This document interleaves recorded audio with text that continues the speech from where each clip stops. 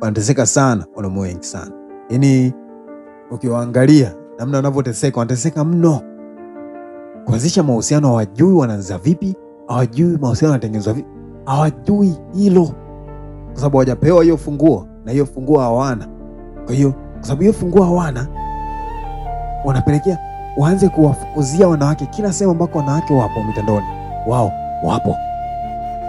Ukitazama zile live stream, live chats, hata zile voice chats nyingi utakuta zinaongozwa na wanawake.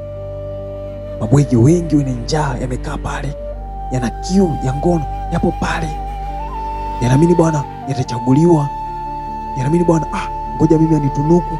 Ukisikia hiyo kauli, mwanamke anasema basi ngoja tu nikutunuku. Sio kutunuku, ni umemvutia, ni anakuhitaji, lakini kwa sababu wewe hujui thamani yako, kwa sababu wewe ni fala, anaitumia hiyo kauli ili ujione wewe ni dhaifu.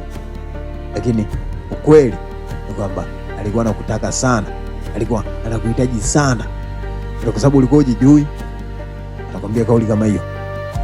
Kwa mabwege wengi sana wamekuwa walinzi muda wote, masaa 24 unaingia kwenye inbox yako, unachungulia, unaingia kwenye magrupu, unamtafuta, unafanya hivi, lakini hakuna matokeo yoyote. Zaidi unakutana na drama za kila siku, drama za bando, drama za ngoma katika, basi bwana mtumie luku hapa. Unakutana na hizo drama, unalipia sana